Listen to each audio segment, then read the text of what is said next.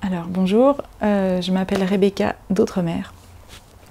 Je suis illustratrice de livres pour enfants ou pas. Voilà, ça fait plus de 20 ans que je fais des livres et c'est ma vie. Voilà, clap.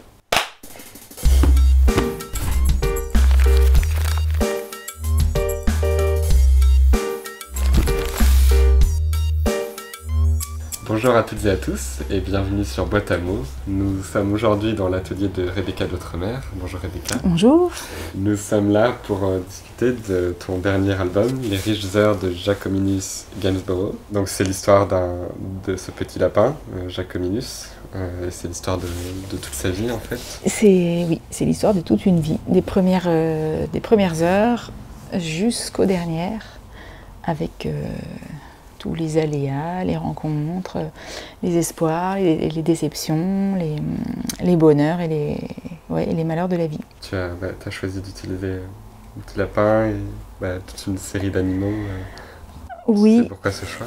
C'est la première fois que je pars avec un ensemble de personnages et un monde complètement animal. J'avais donc plusieurs intentions en faisant ce livre, et une de mes intentions était de revenir à quelque chose d'un peu plus enfantin, en tout cas pas forcément enfantin dans la technique, mais un peu plus généreux envers les plus jeunes lecteurs, que j'avais peut-être mis un peu de côté depuis quelques années en prétendant faire des livres à différentes entrées de niveau de lecture, et en flattant peut-être de plus en plus le lectorat adulte, des gens qui collectionnent mes livres et qui sont très, très fidèles à mon travail. Et c'est génial, mais du coup c'est vrai que petit à petit je faisais des choses un peu plus, dans la narration un peu plus complexe, et puis qui devenait de plus en plus adulte. Et j'avais envie de revenir à un monde de douceur et d'enfance. Et notamment, j'avais en tête évidemment ce monde génial que j'aimais en tant qu'enfant et encore maintenant en tant qu'adulte, le monde de Béatrix Potter. Dans ton livre, tu mélanges plusieurs façons de mettre en scène cette histoire. Tu as ces grands tableaux, et après tu as aussi des tableaux de photos. Oui, j'ai travaillé sur ce livre, j'ai travaillé pendant 2 ans. Ça m'a pris du temps pour plein de raisons. Techniquement, c'est vrai que je suis partie sur des grandes scènes de genre, des grandes scènes de vie. Donc j'avais décidé de travailler cette vie en 12 tableaux. Et puis le temps en passant, ça me prenait déjà beaucoup de temps de réaliser ces images parce qu'elles sont très grandes et elles ont quand même beaucoup de détails.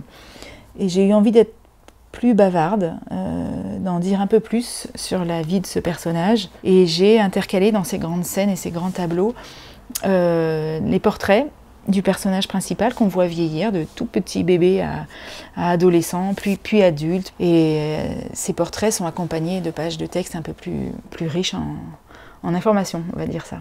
Il y a également trois breaks, je trouve pas un mot plus joli, trois séquences de ce que j'appelle des pages d'album photo, on peut dire ça, où il y a une foultitude de petites images à regarder, qui concernent différents thèmes de la vie de mon personnage. Donc ces grands tableaux, ces portraits et ces petites photos, pour tout ce qui est en couleur, techniquement, c'est globalement réalisé de la même façon. Donc c'est du travail, on dit traditionnel maintenant, ça me paraît fou de dire ça. J'ai l'impression d'être née il y a 300 ans.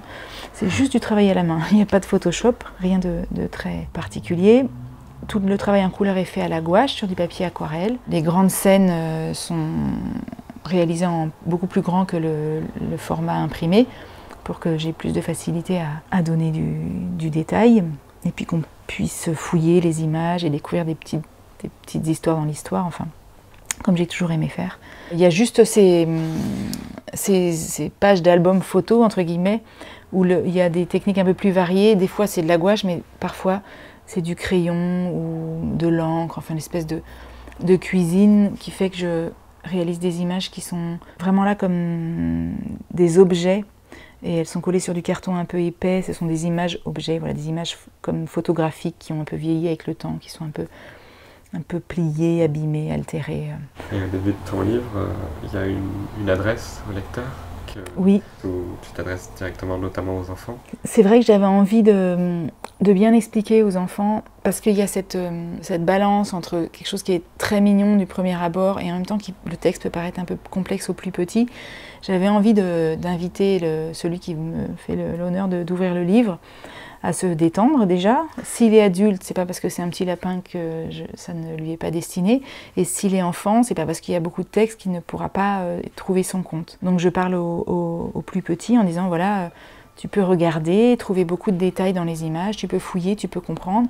Mon espoir, c'est que un plus petit qui aurait ce livre et qui l'aurait aimé en le regardant et en se plongeant dans ces images pleines de détails, puisse découvrir quelques mois ou quelques années plus tard, quand il sait un peu mieux lire ou qu'il a compris des choses de la vie, il dira tiens, c'est ça que le texte voulait dire, ou ah oui, tiens, il était écrit ça, et du coup le rapport texte-image s'enrichit avec le temps.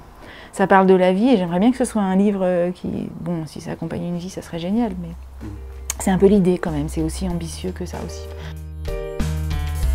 Alors j'ouvre et je prends n'importe quel. Je vais maudire magique. Je sais pas trop ce qui est magique ou ce qui l'est pas. Je pense que magique, j'aurais mis dans le même cas que sourire ou bonheur ou amour, quelque chose comme ça. C'est louche, quoi. C'est trop beau pour être vrai. Ce qui est magique ne l'est pas forcément, et ce qui ne semble pas magique peut l'être pas mal. Voilà ce que je peux vous dire sur magique.